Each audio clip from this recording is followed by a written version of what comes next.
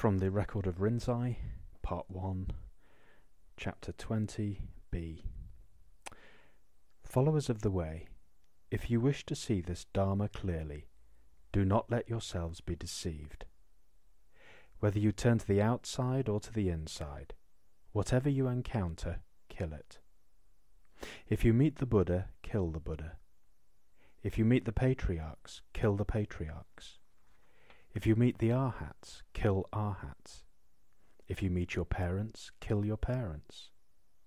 If you meet your relatives, kill your relatives. Then, for the first time, you will see clearly. And if you do not depend on things, there is deliverance, there is freedom. This is perhaps one of the most startling sermons of Master Rinzai, the great Zen master, known in Chinese as Lin Chi, Rinzai being his Japanese name. This, if you meet the Buddha, kill the Buddha. And then this long list that then follows: arhats, patriarchs, parents, relatives. I mean, well, in one sense we look at it, I don't know, are we shocked by this? For us, the Buddha is not something that comes from our own cultural background, so naturally we feel some distance from it. And really, to get the full shock value, we need to understand how this would have been heard over 1,000 years ago in those large training monasteries that used to hold between 800 and 1,000 training monks.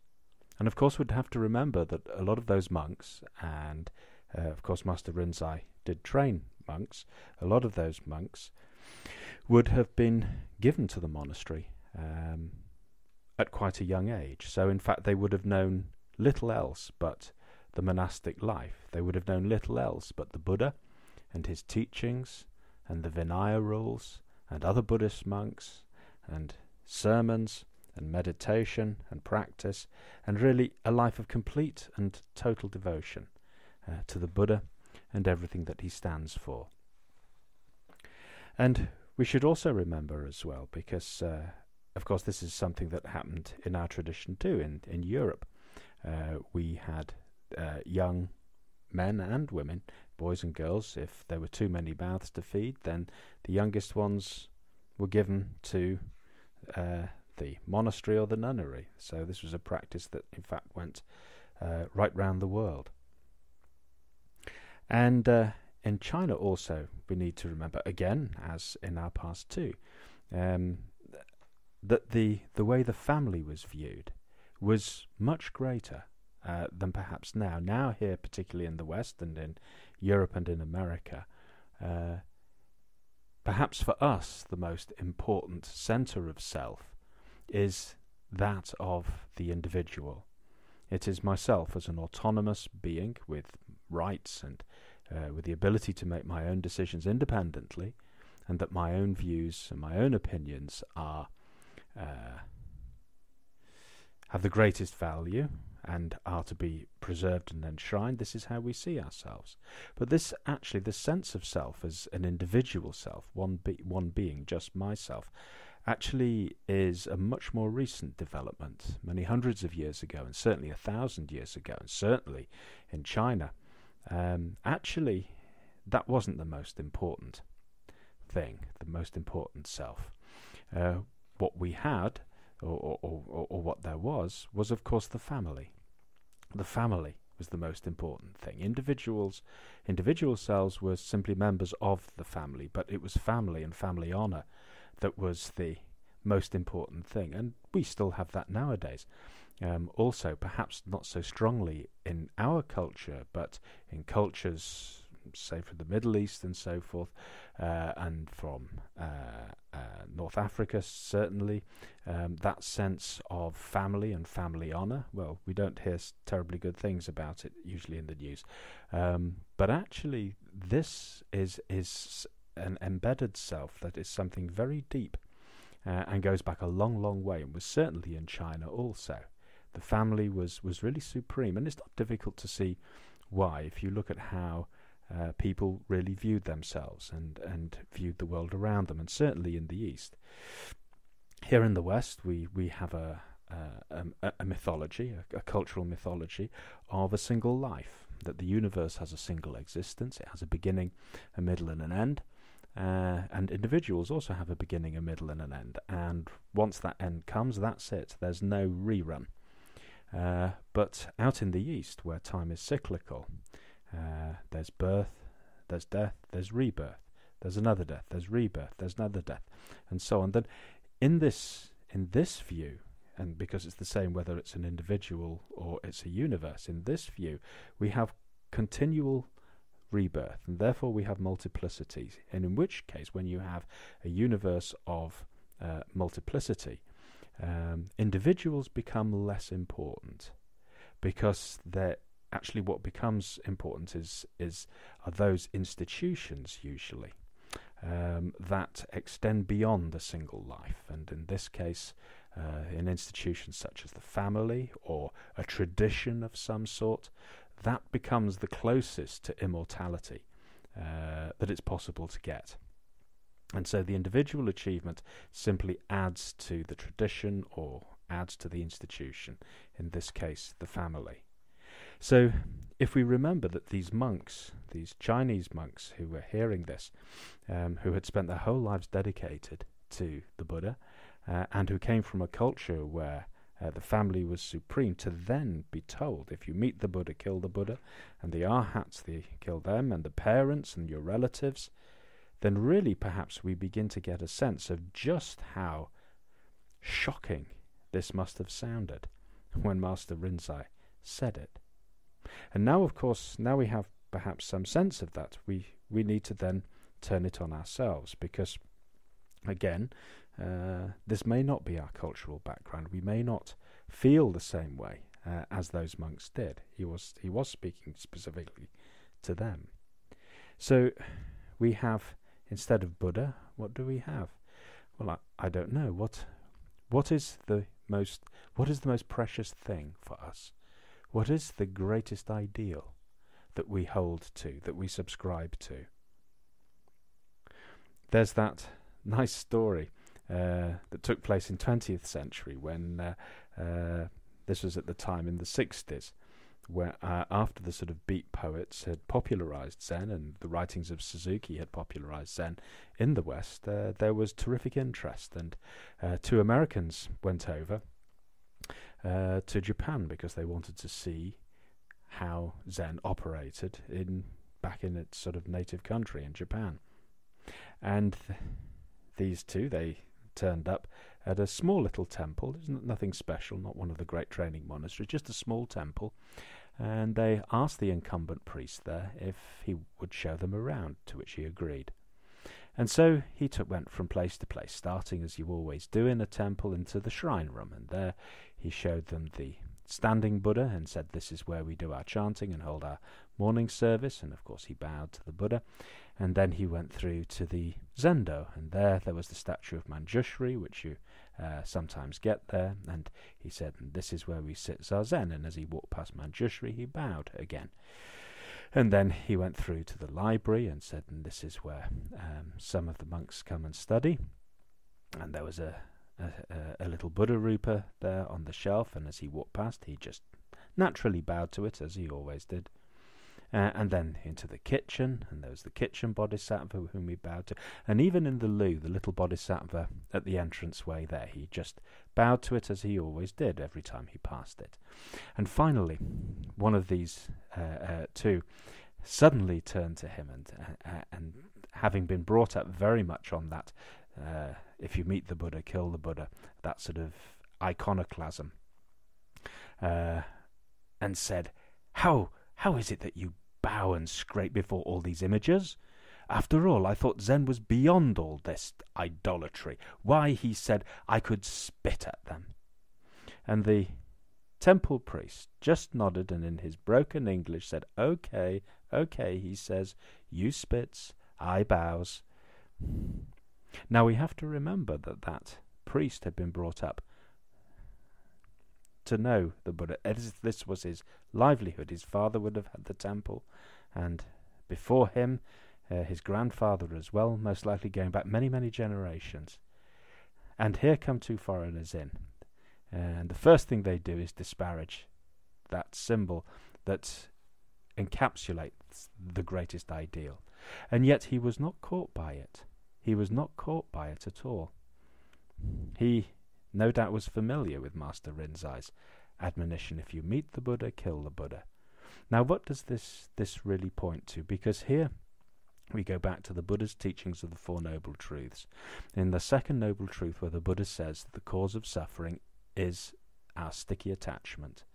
Sometimes it's called craving, sometimes it's called desire. Well, desires and cravings arise because of an attachment to something. And even attachment to his own teachings can, in that case, become poisonous if I make them myself. It is not that we do not take the teachings seriously. It is certainly not that we don't revere them. We do. We must look up to them. We must look up to them for guidance and for support, and be able to lay aside my own opinion in order to open up and to take in the Buddha's teachings as they're meant to be taken in, on their own terms. But if I then begin to, as it were, get hot under the collar every time somebody comes and says something that I don't like or that I disagree with, then we know that an attachment has formed, because that heat, that passion that arises whenever something that I am attached to is made small or belittled or thwarted in some way, that is the sure sign that an attachment actually has formed. And of course, our heart, which is afflicted with the delusion of I, afflicted with this tendency to form attachments, this is what we need to be closely on our guard against, and be able to open up and bear that suffering. When that passion arises, we put the hands together and we bow into it, and as Master Haggiag said, anger may certainly be a defiling passion, but when that energy arises, when that precious energy arises, do not waste it. And then we bow into that energy and say, the fires still burn, I am still here, please burn me away. And if we work like this, this is our practice, of course, called working with the fires, working with the emotional household, learning to contain them. Outwardly, we hold to that good form, which we've looked at elsewhere, that good form, that good human form. On the inside, it can be something quite different, a hungry ghost or a fighting demon or something else, but always holding to that good form. We have the precepts that we always operate within. We have the politeness as well. And we practice those virtues such as tolerance as well, particularly tolerance, being able to tolerate those upshoots of energy. And if we really look at it, actually, what I really want is this practice to take them away.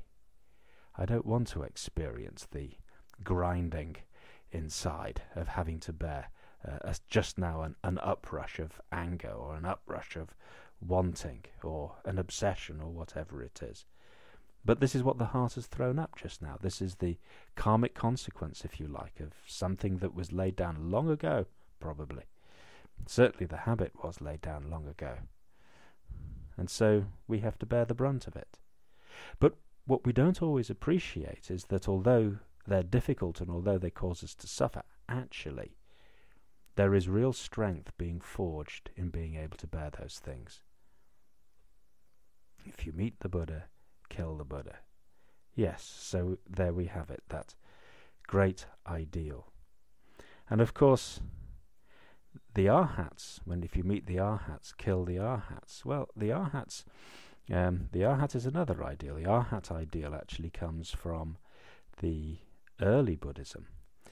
This was the Arhat path, the path that leads from samsara to nirvana, to peace at heart. And perhaps a little bit unfairly, it was tended to be viewed as something where the training was done just for oneself, and so perhaps people thought it was a little bit selfish, but actually that's not what it means at all. Really what it points to, the Arhat path, is that unless we begin to gentle our own heart, humanize our own heart, then actually we're not much good to anybody else, because when the crisis happens, we'll become carried away and we won't even be able to help ourselves. But here he says, if you meet the arhats, kill the arhats. If you meet the arhats, kill the arhats. In a sense, also, whether it's with the arhat or whether it's the bodhisattva, perhaps for most of us, we have that idea in ourselves that, oh, how lovely it would be to walk around all quietly, untouched by life, sort of walking 6 inches off the ground on a cloud of unknowing. Great spiritual advantages, nothing to worry me anymore, rather like the 10th picture in the bull herding series, entering the marketplace with bliss-bestowing hands. I mean, how wonderful that would be. And there are all sorts of things out there that aim to make our lives better, improve our lives, always to be happy and all this sort of thing, as if somehow there's something terribly wrong with being less than perfect, or being a bit depressed or disappointed from time to time. I mean, these things are human, these things are only natural. And a little bit also it comes down to power as well, wanting power to rise above these things and to influence others also. And there's a nice story, another Chinese story about takes place again probably about 1,000 years ago. China has a fairly sort of turbulent history, and this was one such period, and there was a particular general, a warlord, and there he had his retinue, and they were on an excursion somewhere, and he had 2 advisors. One was a Zen master, and the other one was a Taoist priest who was also a magician as well. And the Taoist magician was jealous of the Zen master because the general tended to listen to him more. And so he conceived a plan, and when they were passing a pool, he saw that there was a waterfall coming down the mountainside. And so he said to the general, he says, with my great magical powers, I can show you something truly marvellous. And the general said, go on then. And so the Taoist magician took out a sheet of paper and took out his ink and pens, and there he inked onto this paper a magical diagram, and then pinned it to himself, and then walked into the waterfall.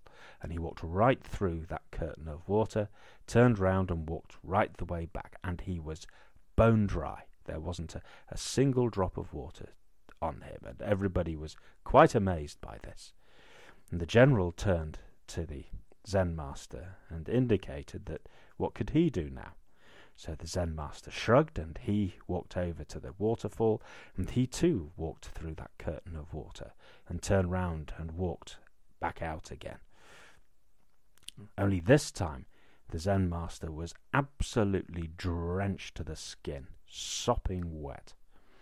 And the warlord, already his ire raised, signalling to the general, who was already drawing his sword to separate the head from the body, when the Zen master laughed out loud and said, well, what do you expect when you walk into a waterfall? Of course you'll get wet.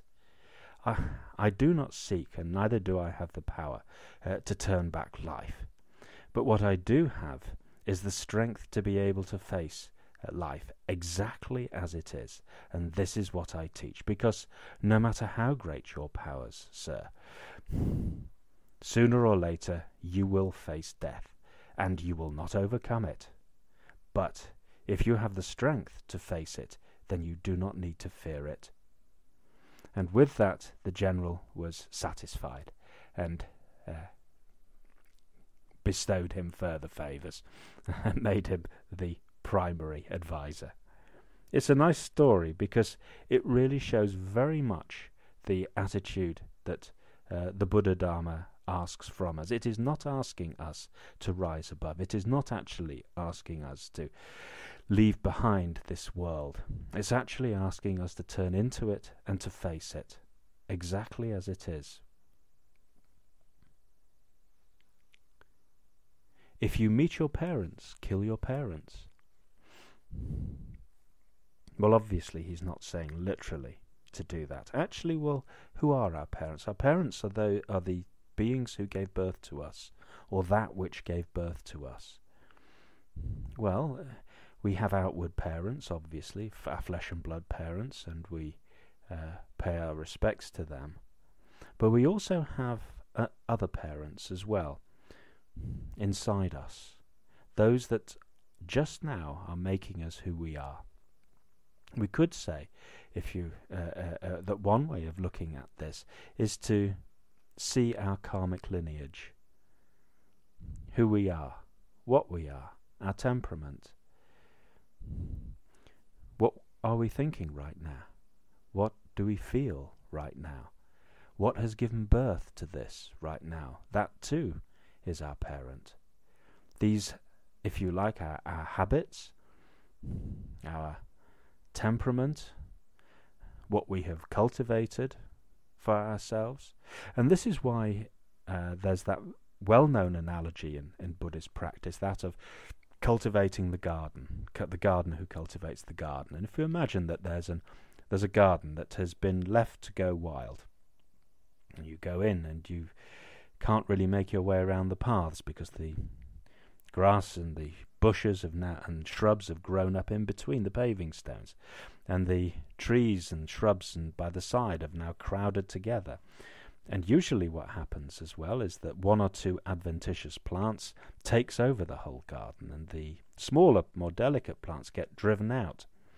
And of course, sometimes such wild places look really beautiful, particularly as we're coming into spring now. Everything comes into flower. But you can also just end up with a mass of nettles and thistles, sharp, poisonous, cutting, scratching. Not much, and it's not necessarily a garden that you could walk round and enjoy with everything overgrown. And really all that's happened is that seeds have been dropped by birds or been blown by the wind in, and, well, as we say, nature has just taken its course. And that's exactly what we end up with. If there's no guiding hand, nothing to actually develop the garden or cultivate the garden, then it becomes entirely random. And we can look at our heart in precisely that way also, that our heart is that garden also. And what comes out of the heart, good, bad, and indifferent, well, yes, there's some wonderful things that come out of our heart. But there's also things as well that prickle and that sting, and that crowd things out, and that will not make room for those perhaps more delicate things that actually would allow us to be more rounded human beings. And so the gardener goes in and begins to cultivate that garden, weeding, pulling out the weeds, and shaping the shrubs that are there, perhaps planting one or two other shrubs as well. And of course he weeds one day, and 3 days later up the weeds come again, because that ground is full of seeds. Seeds have been laid down there for countless generations, and you do not know they're there until they germinate and begin to show themselves. And this is very much how we experience ourselves in daily life practice too. We think that we've been doing some meditation for a while and a bit of daily life practice and mindfulness practice for a while, and things go smoothly, and we think we've sort of cracked it, and then suddenly something happens and all hell breaks loose inside, and we react and say something or do something we later regret, and we think, oh, well, what's the point? It's all a waste of time. Woe is me. And we want to give up, perhaps. Well, it takes a long time to cultivate the garden, and this is why the gardener actually is not grasping at an end point. The garden actually is never finished. It's always in a state of constant cultivation. It's always the gardener is responding to the circumstances of the garden as it is now, and that's all that can be done. But over time there is a transformation that takes place, and of course as the plants become established, as shrubs and trees become established, they begin to protect against stray weeds coming in, And there now we have a garden that oneself or others can go and visit and enjoy and take some rest from and take strength from as well. Yes, our practice is very similar to this. So actually, our parents, yes, where we come from, our karmic lineage as well. But in particular, of course, the problem is that there is still that strong attachment to I, my habits, how I want things. And that deep attachment there, that is the parent that gives birth to those three fires of greed, hate and delusion, and hence they are killed. And if you meet your relatives, kill your relatives. Well, the relatives are those not necessarily directly related to us, but who are related to us in as much that they are around us, and obviously we have a familial connection with. And actually our fellow human beings are like this also. They're around us. And we are influenced by them. We want to join in with them. But it's not just the case that we're joining in with them. That's one thing, and obviously that has to be weighed on its own merits.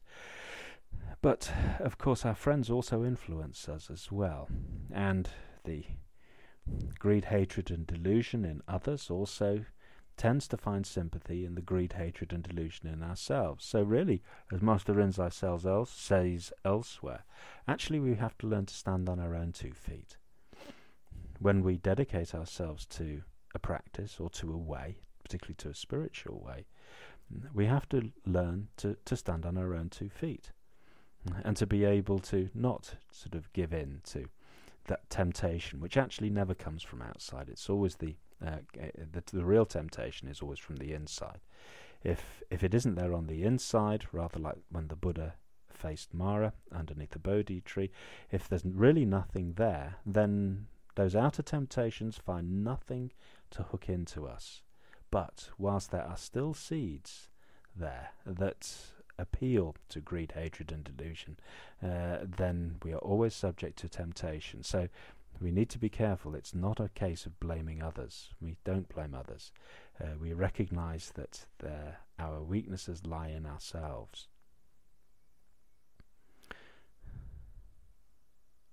If you do not depend on things, he finishes by saying, there is deliverance, there is freedom. If you do not depend on things, well, we do depend on things, of course. Actually, we're entirely dependent for our lives on our environment, on the air we breathe, the food we eat. Actually, everything is contingent in an interconnected universe. By necessity, it has to be. But here, Master Rinzai is not talking about our physical bodies or our physical well-being. He's actually talking, if you like, about our spirit, about the heart itself, which is not a thing.